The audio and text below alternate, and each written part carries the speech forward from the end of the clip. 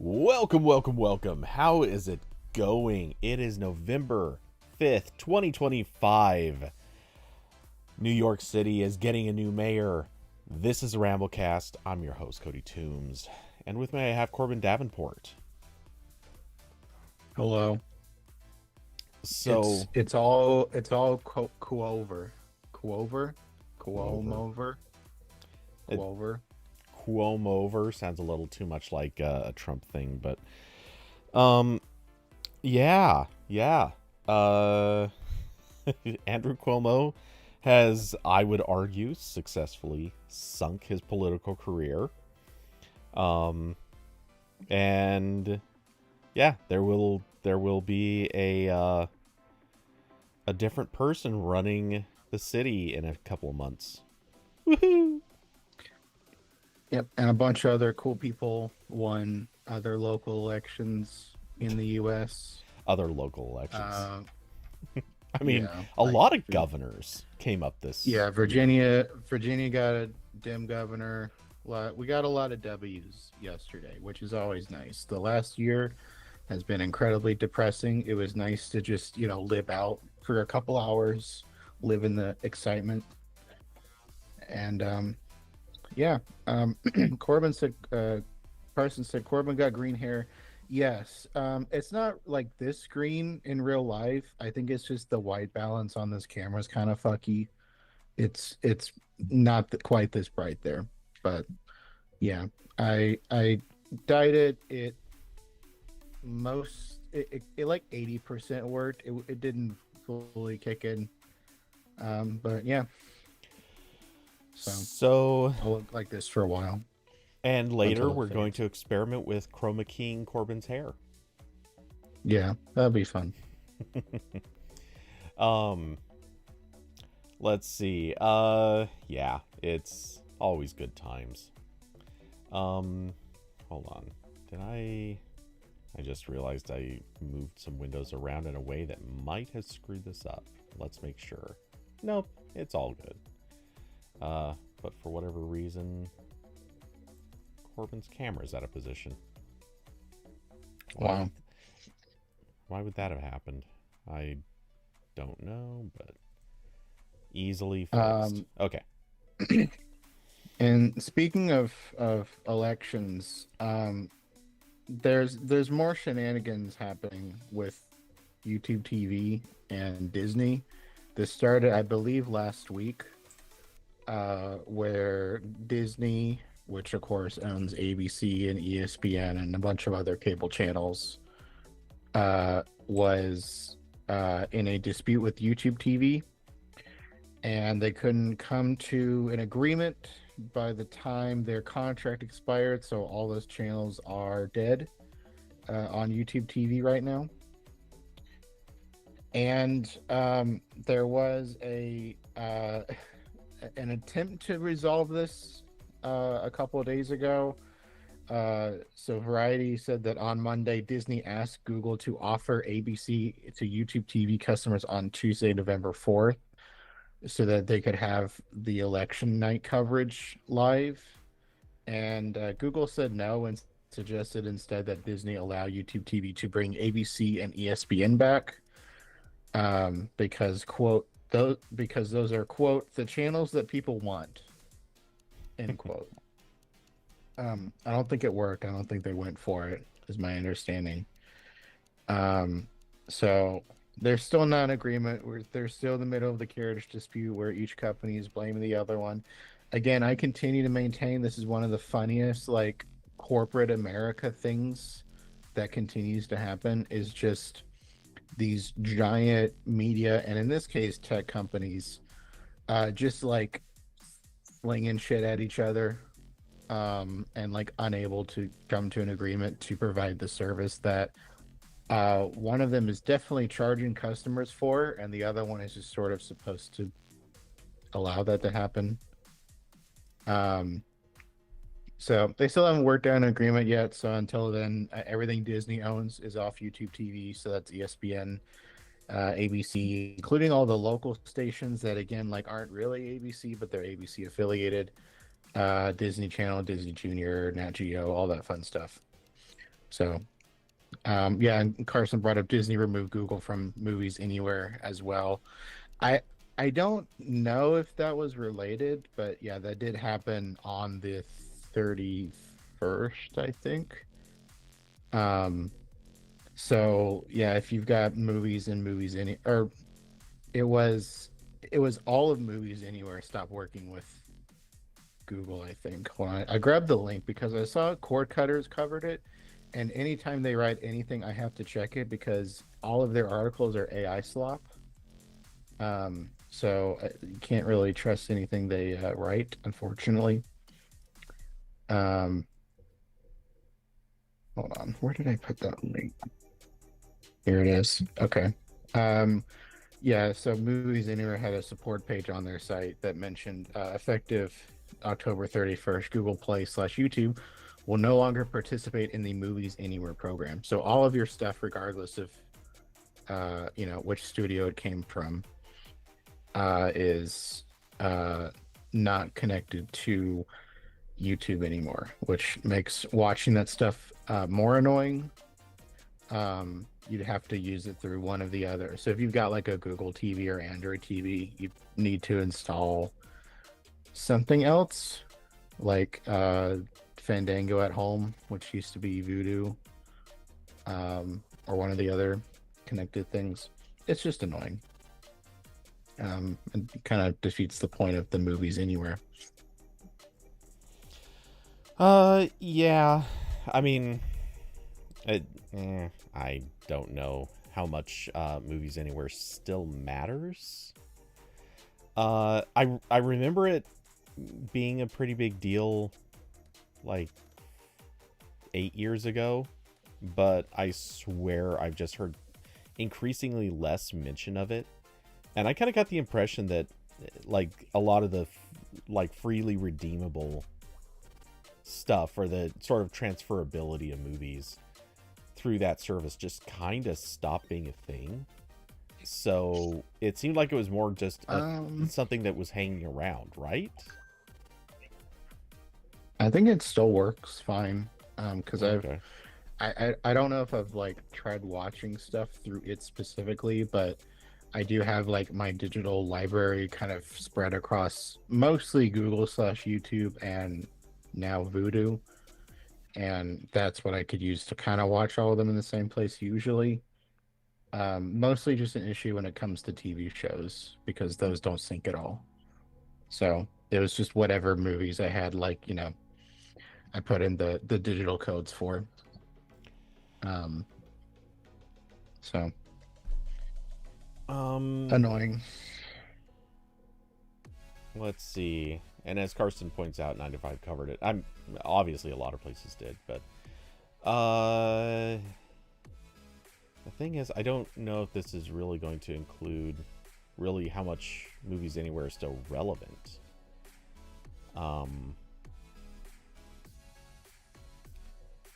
Yeah, because you could just pick another, like, it's dumb and it defeats the point, but you could just pick a different, well, you could pick a different app to access it because I don't think Movies Anywhere has like its own app. They I used don't to. think it's only, yeah. Yeah, Um, it's gone. I believe it's been gone for years. But so you could pick a different front end, but then your movies in your Google library would still be stuck there. So if you're spread across all those services, you're now using at least two apps. Yeah, David said I was gonna say I never use Movies Anywhere anyways. I definitely don't use it a lot because if I end up digitally purchasing stuff, it's usually shows because those are more annoying to sail the high seas for, um, at least for me. So, and those never work on Movies Anywhere. um well, yeah, I wouldn't expect so. But yeah, It's not TV shows everywhere. well, and these days okay. I know a bit of a hot take, but feels like movies have not been the best source of entertainment lately. It's really more TV. Um, but yeah, I I I don't know. The thing with movies anywhere, it's hard to judge if that's related, and a part of me kind of thinks it probably isn't. Like there may be other factors involved in that one, but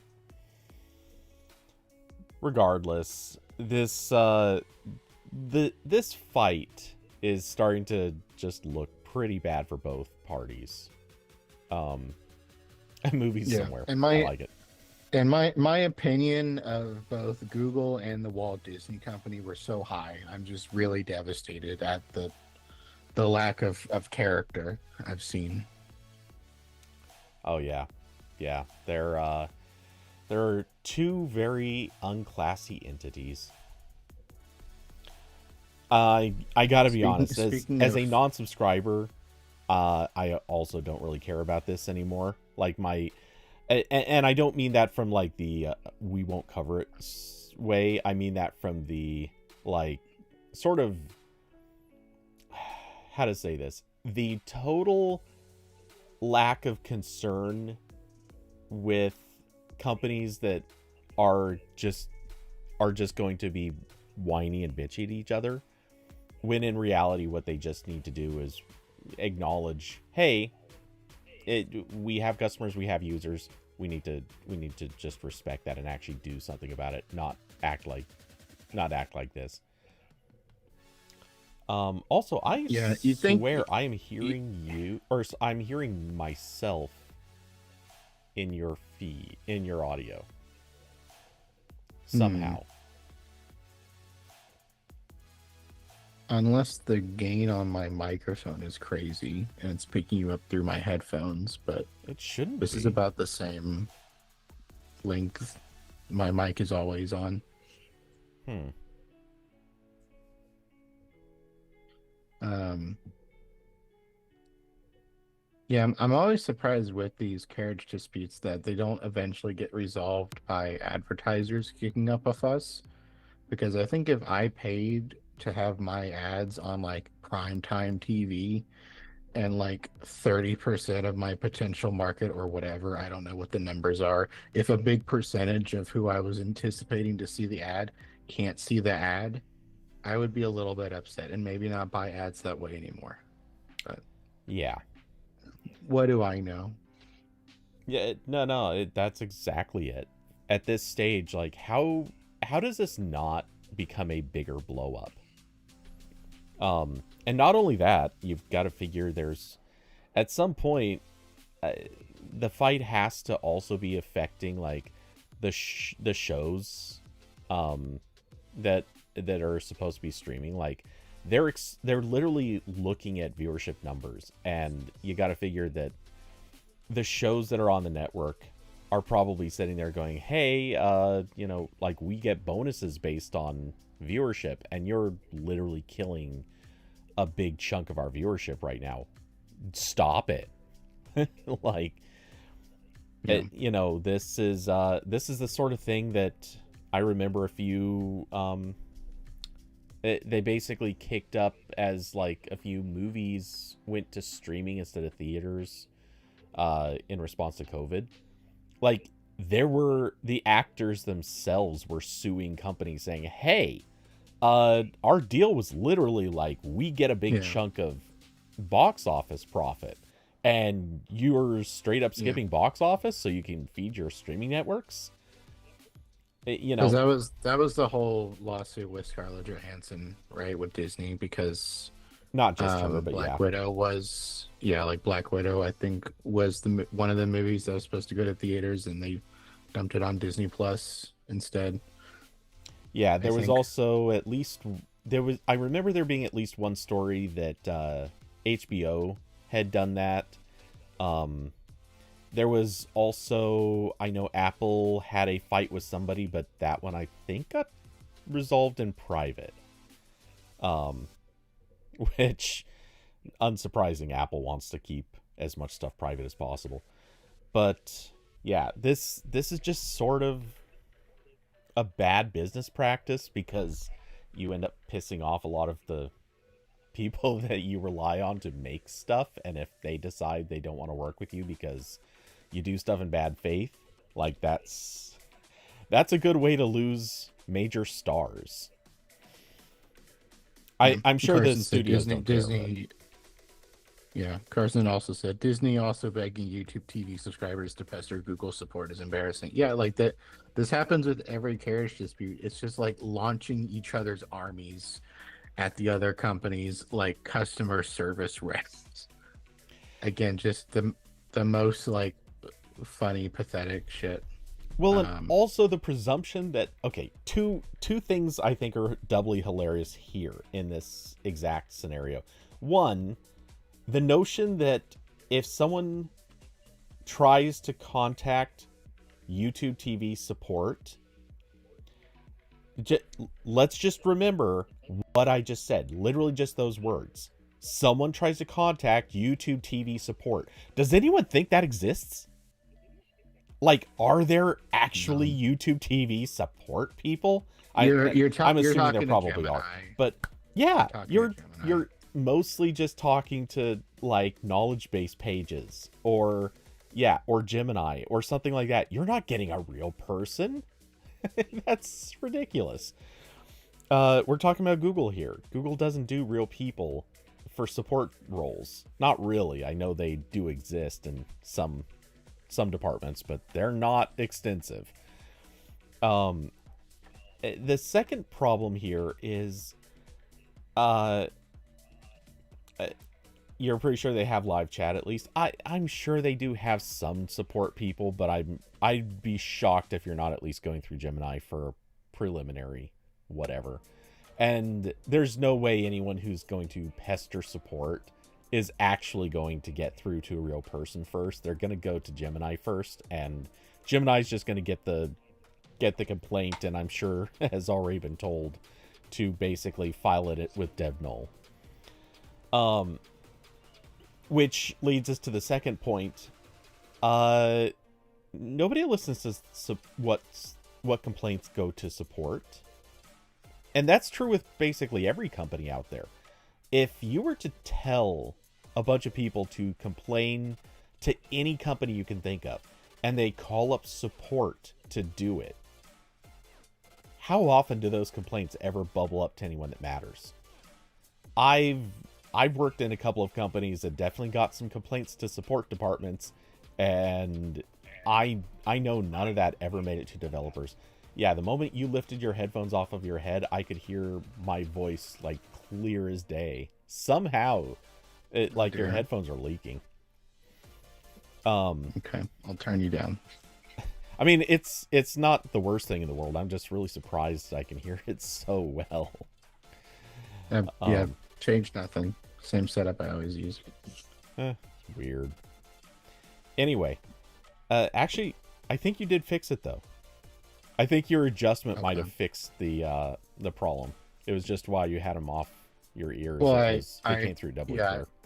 I moved it around a little bit, and I also went down like 3 volume notches. So, anyway, so yeah, that's continuing to be funny. Sorry if you pay like a shitload of money for YouTube TV every month. Sucks to be you. Pretty much, and amusingly, YouTube TV prices are not going down to compensate for this, so that's fun. No. But yes, speaking of more corporations slapping each other in the public sphere, there's been a legal settlement between Google and Epic Games. So this is wrapping up their lawsuit that started in 2020 over Fortnite and their inability to take direct payments for things, which spawned into a larger antitrust lawsuit about app stores. And we learned a lot about the inner mechanisms of Android phone distribution and the Play Store. And the Google part is done. So they, there was that whole legal case, and then Epic appealed, and then there was the back and forth. Now they've settled. So we're not getting a ton of details about it, but they mentioned that there's some sort of mechanism for specifying the maximum fees for Google that Google can charge for transactions, which is now 9 to 20% depending on the type. Um, Also, some more rules about where they can collect payments and general, a limit of the most obscene dumb behavior that we've seen from them on the Play Store. But I don't have a lot more else to say about this because this has just been going on for so long. Um, just only thing I'll note is uh, their lawsuit with Apple is still ongoing, so there's going to be more news on that front eventually, probably. Um, but yeah, I mean, it kind of just ended with a slightly better deal for Android devs, and a lot of dirty laundry aired about Google that was very entertaining and poking many holes in Google's assertion that Android is a free and open platform. So that was fun. So, strictly speaking, just to call this out, it's not technically over quite yet. Right now, what's happened is Google and Epic are submitting a proposal for a settlement that the judge would still have to actually authorize and agree to. So the judge is still looking it over and deciding whether or not the proposal fits within his orders and or alters them in appropriate ways. So there's still a possibility the judge comes back and says this doesn't work, or might have his own suggestions or alterations to make. And as I apologize, I forget who said it in Discord, but there is every likelihood that this is probably going to really help out Epic and probably not help developers or other companies all that much. I'm shocked. I thought when Epic said that they were fighting for everyone, they meant it. Yeah. Um, I'm getting so let down by corporations today. I really thought Epic and the Walt Disney Company and Google were fighting the good fight, and I'm heartbroken. Exactly.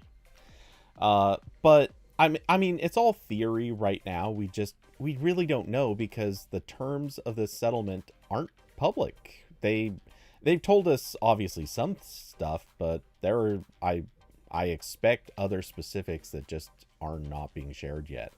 So it's all kind of a guessing game until something more comes out, until they kind of come clean and tell us details, or we may never actually see it. I mean, strictly speaking, the final settlement could actually just be sealed and we won't know, and all that'll happen is somewhere over the next, I don't know, 6 months to a year, Google will slowly roll out policy changes that we can assume might have something to do with this settlement, or maybe they have nothing to do with this settlement. So, Well, I did get the email from PlaySport, even though I've unpublished all my apps from the Play Store, because it's either that or put my address on the app listings. Um, and I did get the email that was like, "Hey, here's some updates for taking payments," and it very specifically said like, "This is while the court case is still going." It was very much a tone of like, "Don't get used to it. We'll let you do it for now, but we're watching." yeah, which, oh my god, the mere fact that they decided to basically come right out and say, we're changing stuff, but it might not stay this way. Like, guys, We're not really? happy about it. Yeah. Oh, let me see what if I can find the email. Yeah, here it is. So I got this on the 29th. It said, effective October 29th, 2025, we're announcing updates for developers targeting users in the United States to comply with legal obligations in the US. very gun to my head writing here. Developers may now lead users in the US to external content, including links to downloads and transactions. In addition, we are not requiring the use of Google Play billing in apps or prohibiting the use of in-app payment methods other than Google Play billing. Note these changes only apply to users of these apps and games in the US and while the injunction is in effect. And that goes on. So it was very don't get used to it. Okay.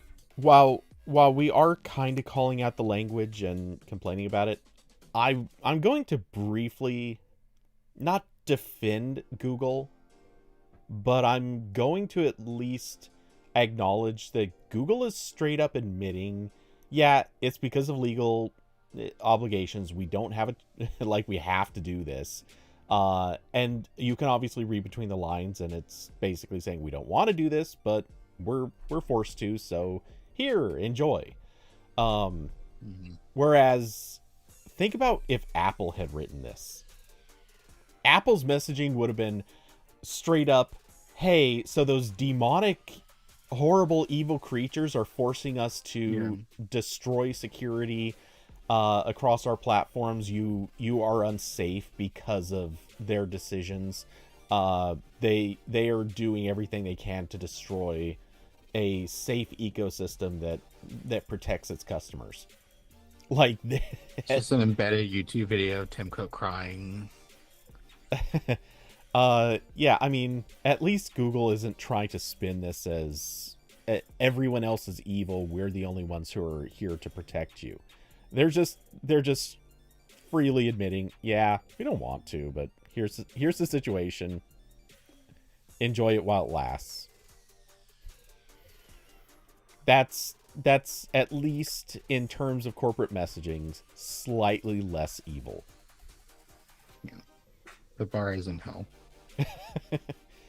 I mean, the bar has went to hell and then dug a hole deeper, but yeah. Nevertheless, hey, this is a thing. When or if there are any actual useful details beyond this, we'll talk about it, but in the meantime, there's just not that much. But speaking of companies doing things, go ahead. Yeah, so I wrote an article about some of the shenanigans happening with EcoFlow, which is one of the popular manufacturers of portable they make like portable power stations. They make smaller portable batteries. They make solar stuff. I just reviewed their one of their new Delta 3 Max batteries, which is like this big thing that can power my fridge for like 16 hours. And they've had some technical issues lately. One of them was a cloud service outage that stopped their apps from working for it was like almost a day. And then more recently there was an issue where I think it was just the iPhone iOS app, but the iOS app would just crash immediately as soon as you opened it. And it turned out that was a daylight savings time bug, because if you change the date, the app worked again. So, yet another thing that breaks because of that. And then, not strictly related to software issues, but they also recently did a recall of one of their older battery units because they were catching on fire.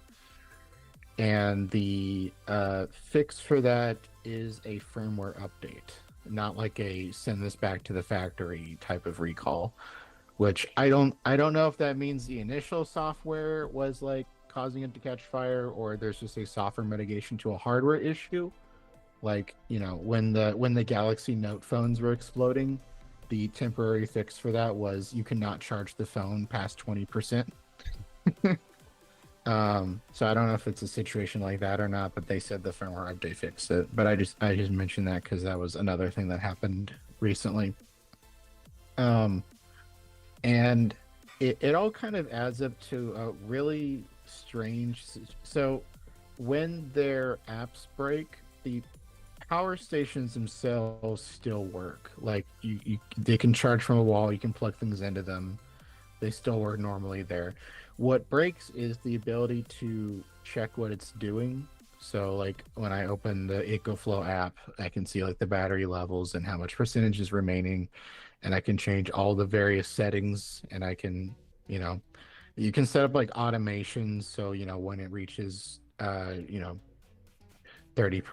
charge remaining, it'll do something, or it'll balance it'll balance how much power these stations are getting from the grid versus like solar panels, because some of these stations are intended to be used uh concurrently with solar power, like a small scale version of like the people that get those giant Tesla batteries with solar panels on the roof to run their house off grid. So a lot of stuff like that starts to break when they have cloud outages. I couldn't really tell from some of the complaints like which ones were caused by the app and which ones were like, I'm just not sure how the battery works. But like, someone did mention that like because of the date bug, like their battery didn't switch to solar power properly, so like they ended up getting charged for electricity on their grid that they weren't expecting. And just generally a lot of automations and stuff breaking. Um, and this is one of those cases where this happens with a lot of smart home stuff where things break when they shouldn't. Like there's when you have like your smart lights that you can't turn off and on for a while because AWS is down, it's kind of dumb. But like also the light bulb was like $10. But with these, you're talking about like potentially tens of thousands of dollars invested in these, you know, battery backup solutions and your solar panels and everything else. And there's not really a functioning like local control thing. Like most of these power stations can be controlled with Bluetooth because that's how you access it when you're like camping somewhere and you're not on Wi-Fi. But the app will still try to connect to a server. So if your phone has a signal, it'll try to do that, and maybe it'll crash because it's daylight savings now. So I've seen. So the thing I was kind of writing about with this post is the increased number of requests from EcoFlow customers for local control, like some kind of API for Home Assistant or Matter support or literally anything. And they EcoFlow did get back to me, and they just said they were working on reducing future disruptions. So I don't think they're working on any kind of local control stuff, which doesn't make me feel good. And it's funny because when I reviewed that battery, that was like the only bad thing I had to say about it. I gave it a 9 out of 10 because it's like, yeah, I mean it does what it's supposed to. I and the literally the only issue I had was I don't like that this battery that MSRP is over $1,000. I don't know if it will ever sell for over $1,000. It might just be perpetually on sale. But the MSRP is over $1,000. Most people are going to pay hundreds and hundreds of dollars for this. But if this app disappears tomorrow, they're kind of screwed. Well, Because it's one of many smart home. you're not entirely screwed because obviously the hardware still functions as a battery. You just lose the ability to control some of the things remotely or change certain settings. So obviously, like that's not ideal. You lose key functionality, but the product at least still functions to some extent. Um, Yeah, and the and I main bring issue that is up. like I bring that up in contrast to basically. the story that we covered 3 weeks ago, 2 weeks ago. That dude whose bed was overcooling because of an Yeah. AWS outage. Like that's one of those examples of hey, the product just completely stops being usable if there's an outage. Like it's gone, it's toast, and that needed like just by any reasonable objective standard that needed local controls because if the company ever goes down, like your whatever it was, like 2,000 or $3,000 bed just basically stops being it stops being very useful at that point. Yeah, I mean the main issue here is like basically all of the settings for these power stations and batteries are only in the app. So like right now I have mine set to a discharge limit of like 10%, I think, and a charge limit of 90. If the app, vanished tomorrow, I wouldn't be able to change that back, I don't think. There might be a factory reset somewhere, but I'm not sure. Um, and it's also embarrassing because these are sold as backups. Like they're supposed to work without power, without internet. That's the point of the power backup. Mm-hmm. It's more, that plus the high price for these things. For me, it feels a lot more unacceptable than like the $10 TP-Link light bulb I got is stuck on a color I don't want because AWS went down. So that's kind of where I come from. It's Um. uh, okay, so I do agree with that. I actually, this might be a weird position to take, or not.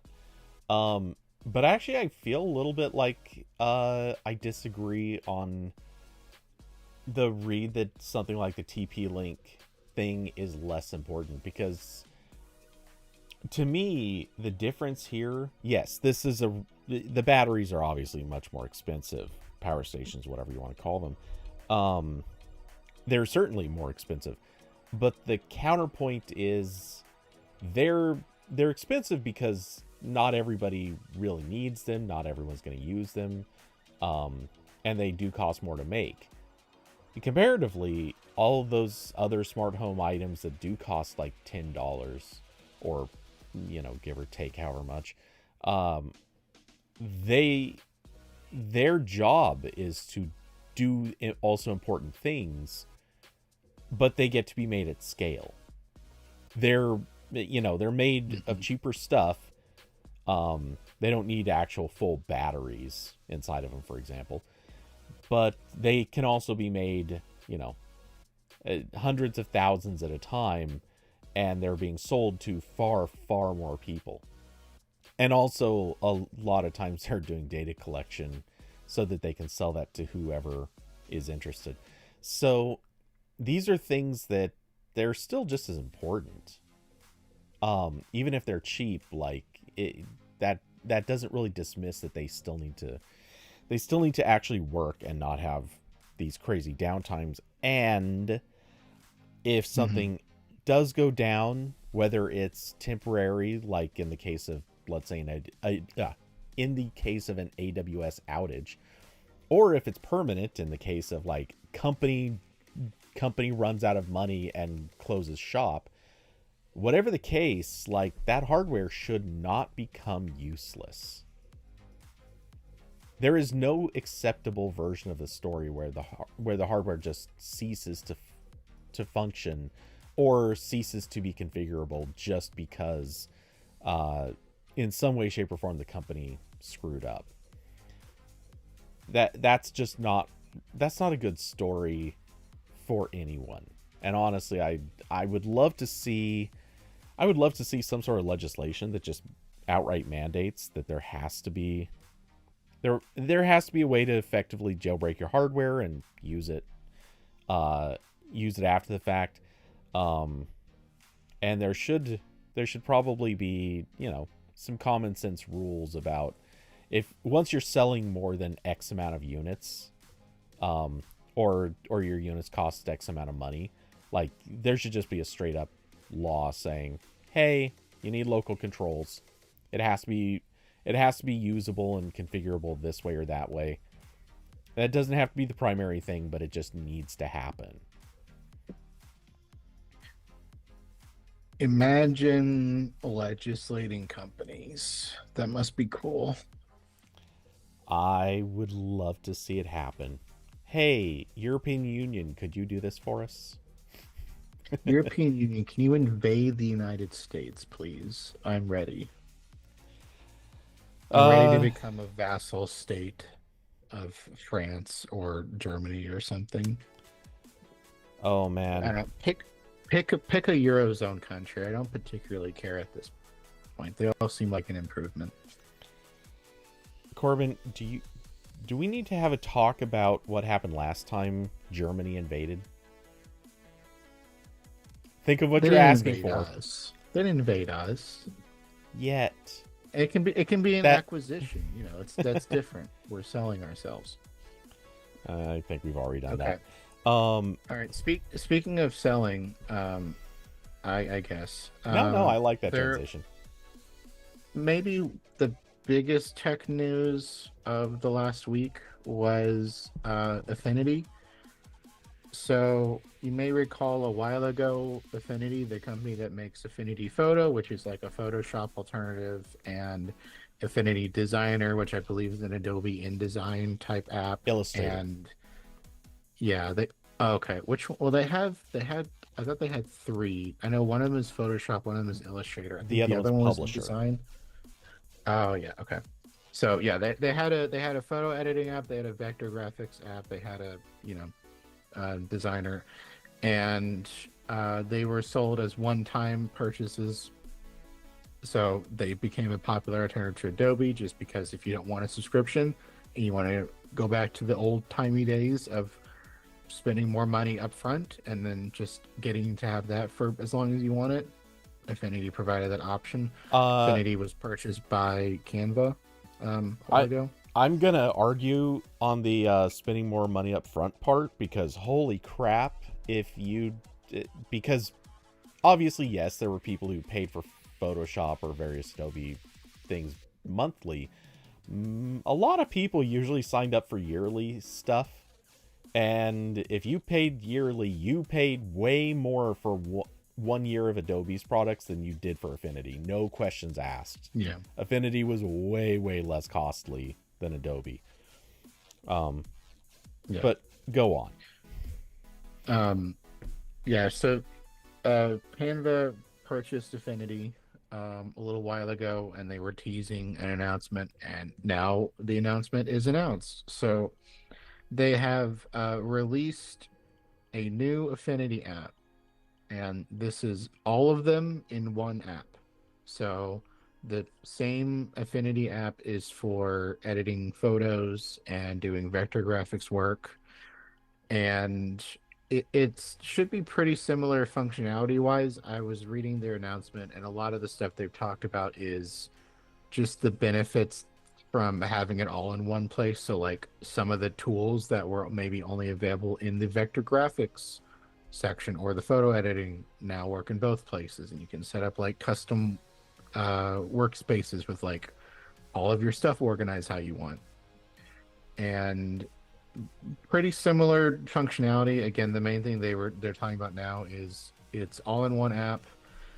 There is a separate subscription for AI stuff. So if you want the content aware, or like their version of the content aware fill, the like generative fill, I think is actually what they call it, like Adobe, and like their tool for expanding an image, that kind of stuff. That's a separate fee because it's going to use a cloud, server somewhere.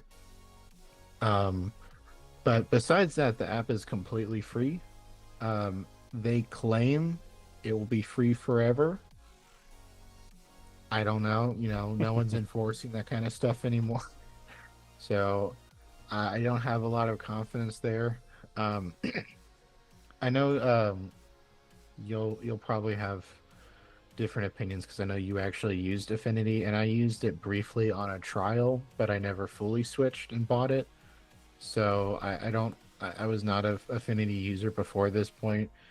Uh, I will just say that it makes me nervous.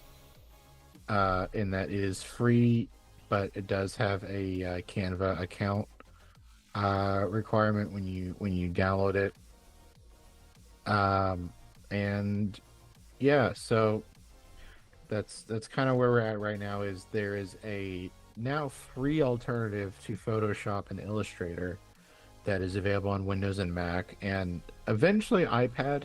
Right now, the iPad apps are still the old Affinity. They said they're going to bring the new combined thing to iPad eventually. But that's the base news here. So yeah, I haven't had time to sit down and actually try the new app yet. I'm I'm not against trying it, but I am a little skeptical just because uh well, for a few reasons. One of the big ones, as you said, I have used Affinity, and when I first transitioned over from Photoshop to Affinity Photo, boy was that was a rough move. Um it was a rough move because one, the Affinity team, like, they're good developers, but they're not very good at let's say they're not very good at being responsive to issues. There were a lot of issues. Like usability problems, there were some bugs that they just didn't address for long periods of time. Um, the software is nice if you use it in exactly the way that they're expecting you to use it, but man, you veer off of that path just a little bit and you run into walls pretty easily. And maybe Canva is kind of reining in that bad behavior, but I kind of doubt it. Um, and the notion that they took all of their apps, or at least the vector and raster side. I don't know if publishers really is much a part of this, but the notion that they fit all of that functionality into a single app kind of makes me a little leery about what may or may not work and what workflows are probably going to be rough spots. Um, and just for example, like, I really have my doubts that they improved the raw image processing. That was one of my big complaints, and has been one of my big complaints ever since I switched to Affinity. It's not that their raw processing is bad. It's just really, really, well, it's not even bare bones. That's not fair to say either, because I've seen much more bare bones than what they offer. But if you were to compare what they have versus Lightroom, Lightroom is way, way richer in features, and that doesn't even come close. Lightroom is miles from being competitive with something like Capture One. Capture One just blows Lightroom out of the water. So the mere notion of it, comparing Affinity to Capture One, would be laughable. Um, that being said, one of the things I always liked about Affinity Photo is you can do the raw processing and keep the entire raw image inside of a single file, and like, after you've processed it and developed it, then you could make it, like, edits on other layers, and then you could go back into the raw and continue modifying that if you decided like you needed to do more. Which, yes, you can do that with the Adobe Camera Raw plugin, or extension, or whatever they called it. But it's different. You'd have to see how the workflow is, but it's better in Affinity. Affinity, like, it feels like an actual integrated thing, whereas the Camera Raw plugin in Photoshop, it's like you're basically just opening a separate window and just like reopening, like, kind of the Lightroom interface.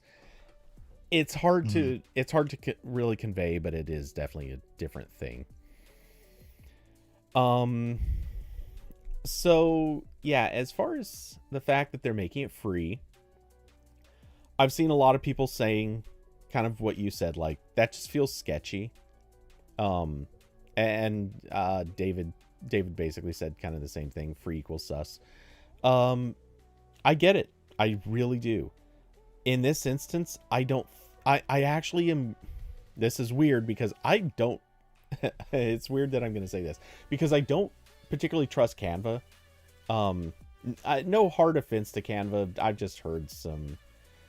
I've heard some people not having the greatest experiences and not being particularly big fans of it.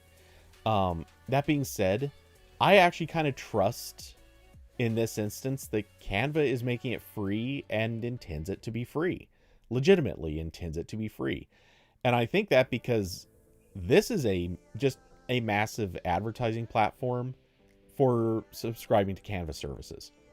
Like straight up, that's what this is. They bought Affinity so that they could basically attach Canva to it and keep reminding people how much better their experience could be if they just paid for Canva. And like that's what this is. Yeah.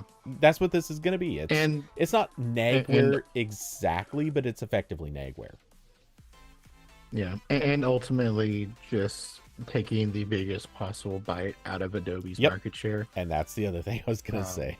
So, yeah, like that's the only part where I get a little bit nervous, where this is like essentially how every tech company operates now is they sell a product at a loss, sometimes a significant one, to gain market share, and then once they have that, then they will clamp down on the usage and raise prices and whatnot. Like there's absolutely a world where like this does stay free forever, and Affinity can very easily bolt paid services to it to cover those costs. Like that's a totally doable thing. I don't know if that's what they'll do, because again, maybe they'll care about profits more, but like it should be a thing that works. And I don't want to poo-poo on their parade when it's unearned. As far as I know, Canva hasn't like pulled a fast one, in certainly nowhere to the level of Adobe. Yeah, right. It's just, this is kind of their normal mode of they'll give you a more limited product for free, and eventually you'll find something that you need in the subscription and increase that. And I guess for me, the main thing here is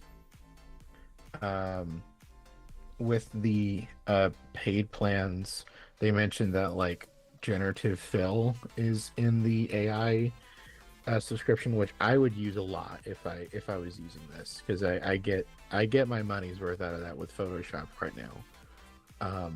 Every time I get like a super low resolution press photo, and I need to like kind of mangle it so it fits better in a 16:9 feature image or something, I'm filling in the edges there, or photoshopping out like words or something. But all the other stuff is kind of normal generative AI stuff like Adobe sells, where it'll like fill in the edges of an image or remove backgrounds, that kind of stuff.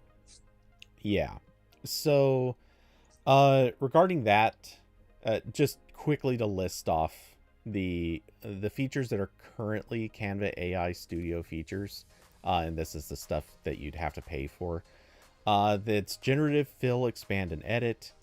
You can generate images and vectors, which really quickly, I want to call that out. Generate images, fine, everybody's doing that. Generating vectors. This is something I have heard time and again, people saying that this is shockingly hard for AI to get right. So I'm curious, did they crack this, or is it just something that like maybe it works, maybe it doesn't? Because I'm super curious, because generating vectors it would be really, really awesome for a number of reasons. And I'd like to, if they did crack that, good on them. Congrats, because that's valuable. Let's see. They've got remove background and subject selection. I am going to kind of also call this out because they kind of had this stuff working without cloud service before. I'm not a big fan of the fact that this seems to have moved into a subscription-based thing. Because Photoshop is in the same boat. You can keep using the content-aware fill in Photoshop that doesn't use cloud services. And then in addition to that, there is a generative fill that does use theirs, and they work differently. Depending on the task, I'm using one or the other. Yeah. And, just for a little bit of context here, DaVinci Resolve has this for video. Like, you can do this on video, and it's completely local. No cloud usage at all. And so there's really nothing about this that should require cloud service. So yeah, that is the one thing, if I remember, I think that's the one thing that I saw. It's like, yeah, they kind of just pulled a bit of a fast one on people with that particular move. Though notably, well, I'll come back to that. Let's see, the other features: colorize, depth selection, and super resolution. Okay, yeah, that's reasonable. Portrait blur and portrait lighting. Again, yeah, okay, why not? And then full AI generation history, which okay, yeah, I guess if you're paying for it, you should have a history of what you paid for. Cool. So yeah, that's it. Everything else purportedly between the free and paid plans should be equal, or should be the same. There shouldn't be any other stuff held back. So that seems good. I'm not gonna nag them too much on that. The notable thing for people who paid for the Affinity apps in the past, apparently what you can do now is connect your existing Affinity account with a Canva account, and once you have those attached, you can go back in and re-download all of the apps, all of the V2 apps, and I assume version 1 also. So that's a thing, and yeah, no real complaints. I'm a little down that they decided they're going to do 0 updates to the existing apps, which isn't entirely accurate. They technically just released an update like just a couple of days ago after this change was made. So I guess technically they had one last update to push, which did purportedly include, I think, a couple bug fixes. But for the most part, it was, I'm pretty sure, just including a section that tells people, hey, our apps are no longer going to get updates. Go get this new one instead. So it feels a little bit cringy to me that they didn't offer existing customers at least like I don't know, 3 months free of Canva Pro or something like that. Just to like try to get people on board with it. And it's not like it's going to cost them that much, but it just seems like that's something they probably should have done. Yeah. If nothing else, it would alleviate some long-term users who are maybe a little freaked out about the changing ownership. Mm-hmm. Because that's the thing. Like, you can ask a lot of Affinity customers. Believe me, you can look through the forums and find plenty of them who had a lot to say on this. A lot of people weren't happy. They bought into a thing that they figured was basically a lifetime license. And anytime you have a lifetime license, you know at a certain point, like, the developers aren't going to develop version 2 literally like 20 years from now. You know that they're eventually going to move to versions 3 and 4 and whatever, and the old versions will effectively become abandoned. But you have a reasonable expectation of like so many years of life before abandonment. Version 2 did not get what I think most people were expecting in terms of lifetime. And the fact that they're kind of being locked behind signing up to an Affinity account and stuff like that doesn't feel great. And there are a few other things that I think reasonably are concerns. But yeah, people weren't thrilled about this. Meanwhile, the counterpoint is, I think they've also been smart to an extent in doing this, because let's be honest, a lot of people who previously looked at the Affinity stuff and said, yeah, I'd be interested, but I don't want to spend money on buying these apps, or is it worth the money to buy these apps now? You don't have that question. Like, just straight up go sign up to a free Canva account, download the damn apps and use them. Like, they are going to eat so much of Adobe's not existing customer base, but future customer base. Yeah, at a minimum, like, to be sort of like not pessimistic for a second, like it's nice that now people can get something much closer to Photoshop legally, that's like, fully supported and is okay. Mm-hmm. Like I would use this so much quicker than trying to use GIMP again. Like no competition whatsoever. Um, yeah, I still think a lot of people could make do with like Krita or the other tools, but like, uh, you know, it for now seems pretty nice. Like if you don't want to spend money, or So you I just hate Adobe, both are pretty good stances. Yeah. I will note that if you were looking for something free prior to this, and if you were on Windows, Paint. Paint.net was actually, or is actually, a really good option Yeah, too. It's Paint.net, it's been a long time since I Krita, used which it, but is Paint.net definitely still had some rough edges here and there, but man, it was powerful. It could do yeah, most of what the average person would have wanted to do in Adobe. Uh you might just find a few of the tools were a little clumsy. yeah. Paint.net. There's that one that's like a web-based Photoshop clone. I forget the name of it. I think that's PhotoPie, something. Pho- Um, Photopia?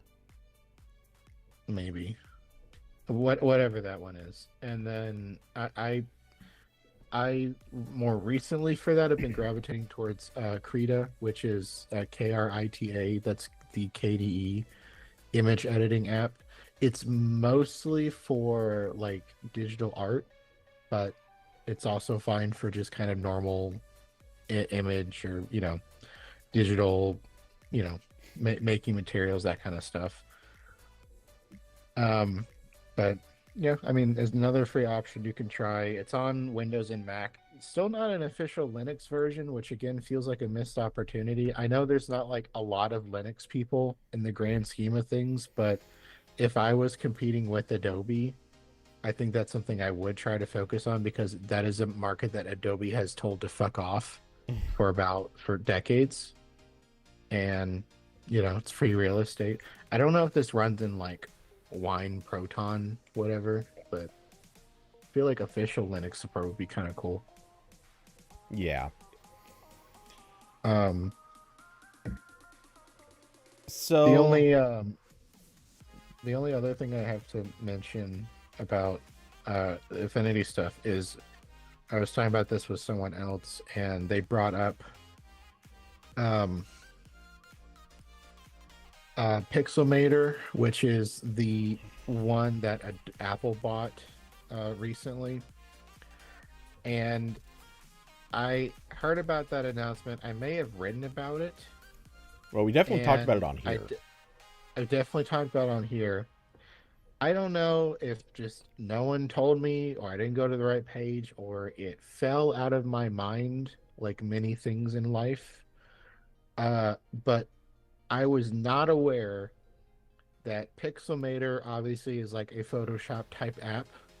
Um, but they also have, or I'm sorry, Pixelmator is the Photoshop like app. There is also the Photomator that is a Lightroom clone. Mm-hmm.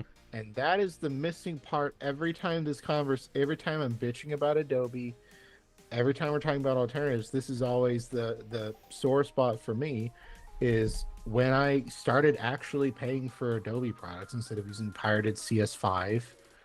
I started using Lightroom, and that's how they suck me in because Lightroom is really nice for editing my photos that I take on a camera, and editing them in bulk and exporting them and using them in articles and stuff. And there has never been like an alternative that is close to it for the workflows I do. Every time this came up with Affinity and these other apps, they're still purpose built for editing like one photo at a time and like not really jumping back and forth a lot and not having your library kind of in one central place.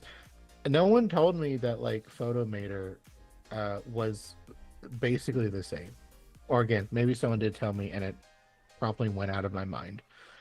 Um, but I so that's among the Affinity news. That's what I will be trying out soon. I don't have Photomator yet, but I did get Pixelmator because ideally I'm replacing both Photoshop and Lightroom at the same time because I'm paying for both of them in the same package. And I've used it for all of like 30 minutes, and it seems okay so far. So I don't have any complaints there. So So I'll try wait, Photomator soon and report back. okay, so they just made those. Did I miss the part where they made them free? Uh, Pixelmator, I just paid $50 for on the Mac App Store. Oh, okay. Um, yeah, it's showing at $50 in the App Store. Photomator is,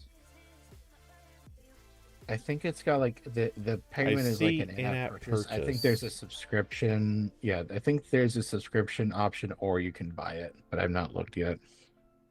Okay. Well, it's kind of a pain because they changed their business model for those apps.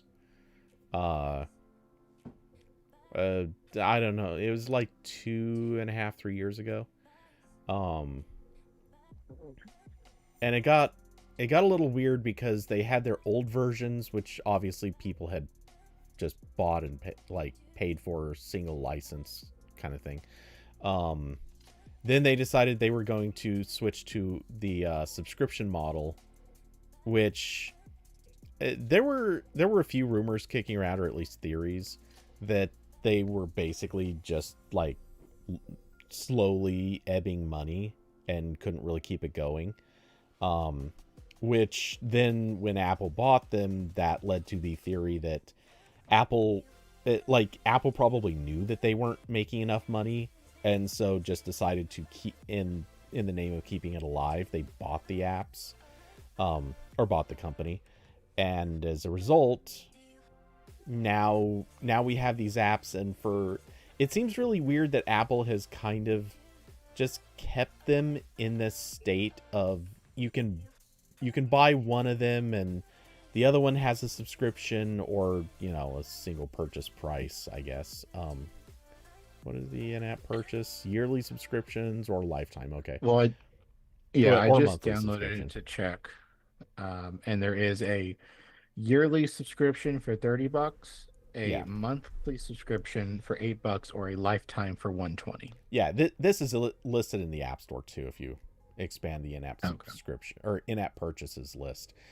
Um and yeah, the lifetime of 120 is kind of a little on the steep side. But yeah, it just feels I like weird that that Apple the took these over the and intro video. Go ahead. okay, it just feels weird that Apple decided to take these over and leave the business model in place. Like, I can't tell what they're planning. Obviously, I don't think anyone really can. But part of me just wants to see Apple either make these free or adopt like the Final Cut model, where there's just a straight up buy it, use it, whatever. Though I guess the Final Cut model is also going away because the the iPad version certainly is pushing for the subscription approach as opposed to um, buy once, use forever. Yeah, it's still definitely in that holding pattern that happens when big companies buy something where, like, You because not know much something's has gonna happen. changed. Yeah, like they got it. They're definitely cooking up something else here, but the plan is not evident yet. Um, like in Apple's case, yeah, it could be that they would move it to a Final Cut kind of thing, or they just merge it and this becomes like the new Apple Photos app, and just all the editing tools are in the Apple Photos app. I don't know. But um, I was gonna say that like I do like when I open the app and it's doing the slideshow of features. It mentions it won a like best of the Mac App Store award in 2023, which is now like the meme of Obama giving Obama a medal. Mm-hmm. It's pretty funny. But yeah, so that's my Affinity update is that I will be trialing Pixelmator and Photomator, and maybe that's what gets me to drop Adobe because my bulk Creative Cloud subscription sadly ended like a year ago. Um, so with that and the price increases, I am paying them $15 a month, which is a lot, but also again, I use Photoshop almost every day. So I'm getting my money out of it, certainly a lot more than many other things I have paid its monthly cost for. Um, but definitely not ideal, especially if Photomator. It seems like it's gonna that would be fine for my use case, and Pixelmator probably has most of the things I'm using. Because again, I've always had the thing with Photoshop where I'm using like 20% of it. Um, but I'm still paying for the whole thing. So Well, I can live with a simpler app. like I've said for years and years, the biggest problem with Photoshop has always been that the average person cannot justify paying. I mean, technically, if you were doing the per app subscription, you'd be paying $20. So the photography plan was always obviously the better option because you're paying what used to be, well, what used to be way back in the day like $8 per month, then became 10. Yeah. Now it's 12, I think. But or is I it? think mine is 15. Okay, I was gonna say, or is 'Cause it I'm 15 I'm now? on But I'm on the I think I'm on like the 20 gig cloud plan, so like the cheaper one. But yeah, like I'm pretty sure when I had it what you're initially, saying is you didn't notice that you could get the one without cloud storage. Um, yes, probably. But there it there is was that one. it Um, was it was so cheap though. So I sure. didn't mind that, but now it's less so. Yeah. Anyway, the what was I saying? My brain just completely blanked it. I now don't remember. Um, anyway, yeah, uh, the cost, the cost is something. God damn, what the hell was I literally about to say? My brain completely lost that. The thread is gone. Um, oh, that's gonna bug me now. Oh well. So who Think of cares? it in 5 hours. Huh? You'll think of it in 5 hours. That's usually how it goes for me. Very possibly, or I won't Uh, think about it again. Either yeah. way, yeah, I'm curious what you think of Pixelmator and Photomator when you get to using them. I've tried Pixelmator a few times, um, and I just could not like it. In part because I kept running into really bad bug problems, but that was a few years ago and a couple major Pixelmator versions ago. Um, so I don't know how that. I assume by now those issues have been fixed, but I don't know. Um, and with Photomator, I never used it. I was gonna try it out a few times, but my reservations about that were always that it would be Mac only, and it's not that I had any desire to switch back to Windows, where I'd be doing workflows, but I just always had that in the back of my mind of if the day comes that I need to go back to Windows for any reason whatsoever, I'd like to I'd like to be working with software that I can just hop over to a different platform and immediately start using it. Yeah, that was part of my logic of like not being in a rush whatsoever to drop Adobe. because I do, still go back and forth between Mac and Windows as needed for work stuff. But I'm pretty sure I'm not moving away from Mac for, I don't know, a long time. So I'm not really gonna worry about spending an extra $15 a month to protect myself from that particular point. Certainly if there are other reasons, like one of the Pixel apps doesn't work, then that's fine. But yeah, so I'll be trying that. But for anyone who is on, Windows or doesn't want to spend money, um, maybe try the Affinity apps while they're good. I guess I don't know if they're good or not because I didn't download it. I'm kind of surprised you're not trying that first, actually. But Yeah, it's the Canva thing. I'm not, yeah, I'm just not super jazzed about Canva. Yeah, neither am I. It's I don't have enough reason to be openly against it. It's more just it kind of gives me a little bit of the ick. Just enough. I don't have a reason. I just have a vibe. And the vibe is Mhm. saying this is okay today, but just start planning for it. Plan for a departure. Plan to move on at some point because this will go eventually kind of crappy somewhere somehow. But we'll see. I don't think Canva's going to do anything too terrible for at least the first couple of years. It would be dumb to do this whole thing and then turn right around and say, "Oh yeah, by the way, that free software you downloaded, we're now going to start like shoving pre-roll ads before you can use it," or Yeah.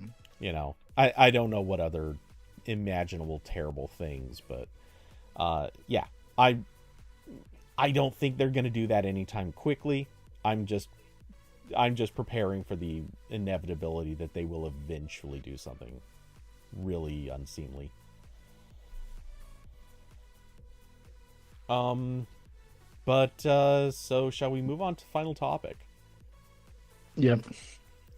So speaking of the unseemly, and using things that are expensive, Apple is apparently almost ready to make a deal with Google to use Gemini to power Siri. Oh boy. We kind of I think we all knew this was coming anyway. Because at a certain point it was like down to this or ChatGPT. Though Apple apparently tried working with Perplexity and Claude, and they tried somebody else. I forget what all the names were. Anyway, yeah, so apparently they've given up on trying to get their own AI model going. Not entirely. They're still going to continue working on this, but it's just in their like, hey, someday, but not today kind of thing. But they're going to use Gemini to power Siri. Just straight up, like they're, I'm sure, going to just hook it up, probably build in some of the agentic stuff that they need to, and that'll be the new Siri when it happens. There's not a whole lot of like functional aspect to this that I think is really worth analyzing. There's a little bit of business stuff, but before we get to that, what are your thoughts so far on this, or do you have anything to add about the functional side of this? This is just clown shoes shit. This is the circus. Like it I don't know why Apple, every tech company we talk about has like the one thing that should be very doable for them, but they just cannot accomplish for any number of internal management or political reasons. And for Apple, it's just making Siri work. It shouldn't be this difficult. Google is like, I think if Siri was just as good as Google Assistant was like 10 years ago, I wouldn't really have any complaints. Like I just needed to understand opening things in apps and setting timers and all that stuff. But like literally the only usage I get out of Siri is setting reminders and alarms and timers because everything else it doesn't know what I'm talking about. Um, and it should not be that difficult to just improve that part and make it properly deep link in apps like Google Assistant on my Nexus 5 was doing. I could ask it to start a podcast and it would open. I guess back then it was Google Play Music is where the podcasts were. Like just that kind of more basic stuff. And Apple just couldn't do it. And then here comes the AI revolution. And sure enough, Apple bought into it. They built all this server infrastructure. They made their chipsets far more efficient for running local AI models.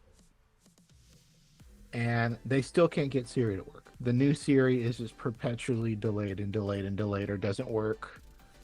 Meanwhile, Google is making Assistant worse. Like now it's replaced by Gemini, where sometimes it just forgets how to do things because it's a generative AI model. And now I guess Siri is also going to have that problem because it's going to also use a generative AI model. And I don't have a lot of confidence in same issue with Siri, where what commands will it try to execute locally with the hardware that is supposed to be built for this? Like all of Apple's modern hardware is supposed to have acceleration for machine learning AI tasks like this. And what tasks will be handed off to Apple server, and then presumably there's still going to be a couple things that it'll try to call to ChatGPT for, or just Gemini proper or whatever. I don't have a lot of confidence that all of that is going to work together in a predictable way. So I think this is just total clown shoes. I'm not expecting it to be all that great. If it ever shows up, maybe this will just be delayed into forever, like the current new Siri. Yeah. So I for one, I do think that this is definitely going to materialize. Now, obviously, the deal itself isn't technically done, and it is very possible that they'll get so far along and then decide, you know what, this deal isn't going to work for us. Let's bail out of this, and maybe they go back to OpenAI. Maybe they do eventually switch over to one of the others. Where I kind of think, okay, so a lot of the specifics obviously aren't being shared here. I would assume some of this, because Apple's already announced some connections with OpenAI and ChatGPT. I assume some of that stuff might actually still exist, just in very specific products. What I would sooner predict is that they're probably going to use some on-device stuff. So, for example, probably load what was it called? Not Gemini Flash, but Gemma? Is that? I think Gemma is the right name. For what? The local? Yeah, that model. Relatively the small local. model. You might be thinking of Gemini Nano. Well, that one too, but isn't who made Gemma? Was that Facebook? Gemma is the open source version of Gemini, like Okay. the That's the what I base, saw. like the Chromium. Yeah, Meta is Llama. That's their. Oh, that's their right. one. Okay. Yeah. Oh, okay. So maybe it won't be the open source model. Maybe it will be the Nano. But whatever the case, I could see them running that as an on-device local thing. That way they can surely reduce their own cost in sending query after query to Google. So I don't know. I mean, implementation, I don't know what their plan is at all. And we could guess all day long even, but I have a feeling that they probably have ironed out a lot of those details with Google and are trying to like that's probably a big part of what the deal decides. Um, One thing I do find specifically interesting is apparently the deal, at least as described in this article by Mark Gurman, says that Apple's going to pay Google about $1 billion per year to use Gemini to power Siri. On the website Oh, finance.yahoo.com, come on. they say Apple is nearing it. The mic's off. Every time. Every time. Anyway, It has to be every time. and it's always when we're on the last topic, like it's the one time I don't want to turn this off, or I don't feel like I should be reaching over to hit it. Anyway, so they're supposedly going to be paying Google $1 billion for this. I just want to raise awareness for the fact that this is presumably Google bailing Apple out for the fact that Apple just cannot seem to get AI stuff right. Google is straight up bailing them out, and Apple's going to pay $1 billion per year for this. However, let's not forget, in order to be the default search engine on iPhones, Google pays $20 billion per year. To be the default search engine is worth 20 times more than Google's best AI technology, at least the best they're willing to license. I'm trying to wrap my head around the fact that obviously Google is overpaying and Apple is underpaying. This is just so that to me is the real clown shoes situation here. Apple is clearly better at negotiating this stuff.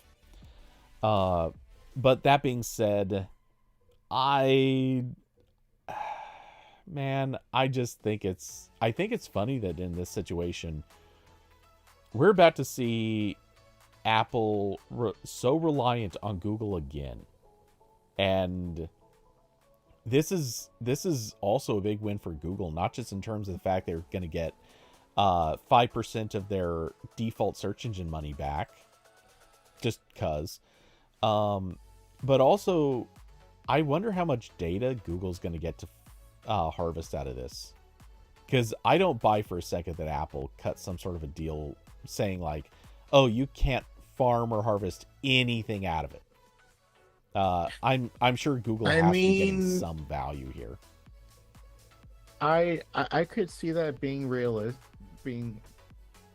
I could see Apple making that kind of a deal successfully, just because if Google wants the data that comes from using its generative AI stuff as a general as a general digital assistant, they're getting the 1 billion plus active Android users with that already that are using Gemini on Android devices. So getting additionally iPhone users, like that would, I'm sure that'd be nice, but I don't think it would be a deal breaker for them. I don't know. That would be harder for me to predict, because I think it would be a very Apple thing for them to be like, make it as part of their announcement, like they did with the ChatGPT, and be like, no, they're not going to train data with what we give to them from you. But it would also at this point be kind of an Apple thing to not worry too much about trying to sell this, because they just decide that they need it to happen at this point.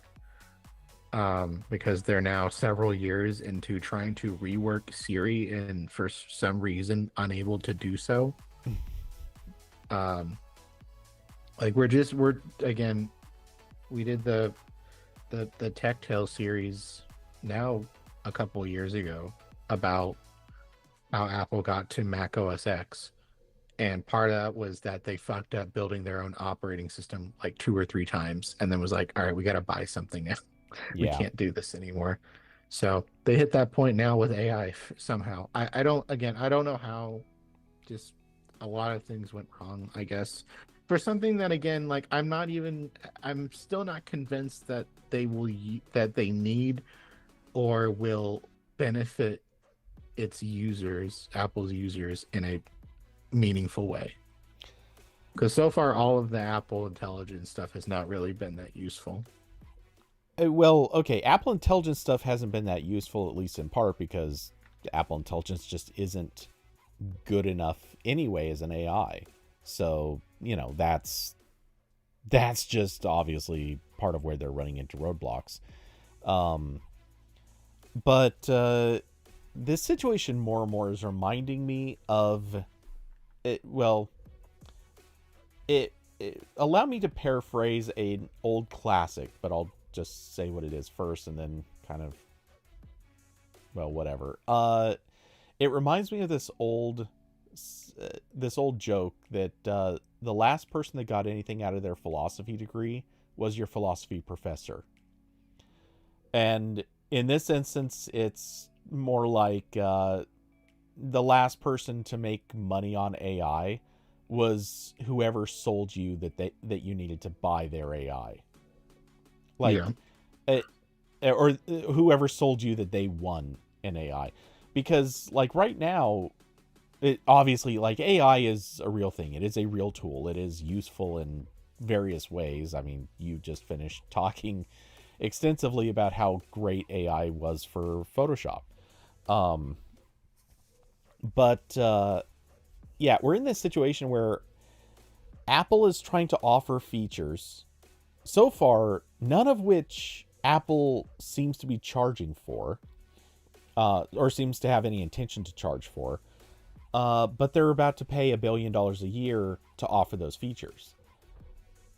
Are the users, are Mac and iPhone users actually going to sit there and start using AI stuff from Apple once Gemini is the backing service? Well, I don't know. and it's also, I mean, this only talks about Siri. So is the Mm-hmm. plan like you're gonna charge for a better version of Siri, which I cannot fathom a world where that is profitable. Right. Like Amazon is currently trying that with Alexa. I have no clue how well that's going for them, except that it's still bundled with Amazon Prime subscriptions. So I don't even know if there's like real numbers for how many people are choosing to pay for Alexa Plus. Um, I don't know. Again, a lot of things here that just completely baffle me. With the primary one being, I don't know why Apple can't build Google Assistant from 10 years ago. Or even just buy Google Assistant from 10 years ago. Like, license it from Yeah. Google. I bet it would cost a lot less than $1 billion. Yeah, well, I'm sure Google's ripping up all that infrastructure now anyway. I have a feeling they still have some code repos and a few, probably still many servers still running it. Just they've scaled it back, but I bet there's still hardware that relies on it. But yeah, man, Apple is in this weird spot where they are being, it seems like they acknowledge that they've lost this battle so far. Obviously, they'll come back for future battles with AI, but they've obviously acknowledged that fight is over for now. They just need to, or not need to, but they're just going to buy in. The question of, do they need to buy in? I don't know that that's a yes. It feels like they don't. I'm not seeing a reason why they need to, because here's the thing. Look around. Ask anyone who uses Mac OS. And I'll start with Mac OS, but go to iPhone in a second. How many of those people are saying, oh no, the worst thing is I can't use AI? Like, who's saying that? And what AI can't you use? For what it's worth, you can download whatever it is you want and run it locally anyway, any of the open source models. I've done it myself. I know you've done it. There's also just the options to use most stuff on the web, and there are apps that are integrated into the OS or extensions, like web extensions, that, again, can usually call into the OS, or the OS can call into them in various ways. And those can reach out over the internet and hit up most of these services. So people already are doing this if they care enough to do this. Does Apple need to integrate it? Are they getting any value out of integrating it? Do the people using the platform get enough value? I'm sure there are plenty of people that want to be using AI. I don't dispute that at this stage. It's popular enough, people want to do it. But does Apple need to pay for it? Does Apple need to be the one covering that bill? And to offer it presumably for free seems fine. I like you said, I don't see any version where they're going to get profitable trying to charge on a per user basis. Like that is not going to work. They're not going to find a bunch of people willing to pay for Siri Plus. I say that, and I'm totally confident that they absolutely could find probably a good million people who would say, you know what, yeah, Siri Plus sounds great. We'll sign up for that. But yeah, they got so amount of people to buy a Vision Pro and the iPhone Air, so there's gotta be people, but not a lot. If they popped up and said, hey, it's $5 a month or whatever, I bet they could absolutely get.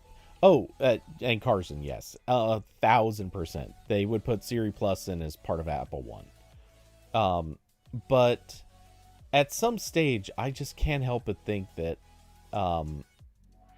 sure, they could find people, but it's so much better for them if they just make it a free part of the phone, or a free part of whatever, or maybe bundle it with the plan. But I think just making it free with the phone is the smarter choice. And literally, yes, making it free with hardware purchase. Like, if you buy a new Mac, a new iPhone, whatever, then it just automatically should give you, a couple years free of whatever service just because. Or, again, just make it completely free outright, because chances are it's actually not costing that much to do that, but you never know. Yeah. And there's pieces missing here, so maybe there's some miraculous use case for this. I'm not seeing it, and I have not been impressed by what I've seen Google turn Google Assistant into. So, yeah, there's definitely that aspect too. Google Assistant is good in its own ways, but it's also bad in various other ways. So yeah, if this is presumably one of the best AI models, then I'm just not that impressed yet. Like, it's fine, it does a lot of things, it's not bad, it just seems kind of like they're not delivering on the promises, or the asserted promises, because it's not as if Google's out there saying, oh, don't worry, it can do all these amazing impossible things.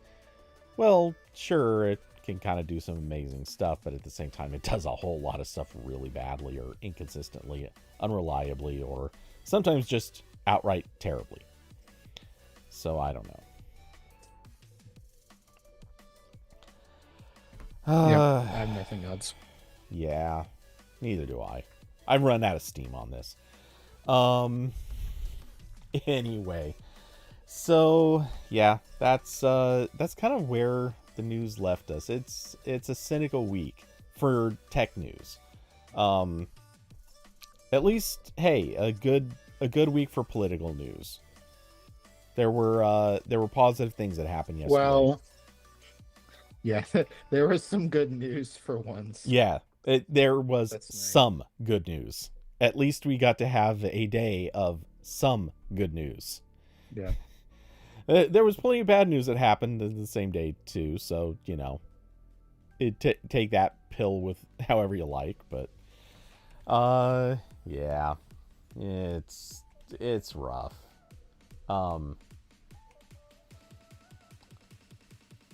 Wait, what? Oh, I see.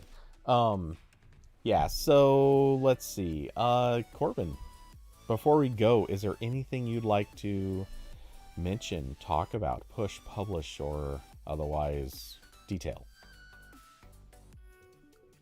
Nothing specifically. Just go to spacebar.news and put your email address in to get articles. All right. That's it. Cool.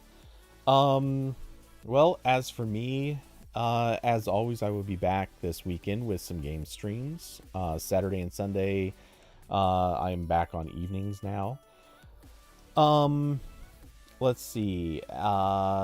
Also, if you have appreciated this stream, if it's been entertaining or informative to you, or just something to turn on in the background while you fall asleep to our dulcet tones, then you can support the channel by hitting the links down below to Cash App, Streamlabs, or Patreon. Any little bit helps. Or, of course, if you happen to be doing some shopping on Amazon, go check out my site, also linked down below, codytoombs.com, where I have some product recommendations. I will have a review popping up under the circumstances, probably actually not going to be for a couple more days, but yeah, we'll get there. And yeah, new stuff is coming very, very shortly, so check that out. And of course, if you are hitting the affiliate links, I do get a little bit of money off of that as well. And yeah, just if you are going that route, hit the link and then put things into your shopping cart on Amazon rather than the other way around. Apparently that makes a difference. But yeah, so that about covers everything I'm going to mention. So with that, I hope everyone has an excellent rest of their day or evening. And we will catch you in the next one. Good night, everybody. Bye.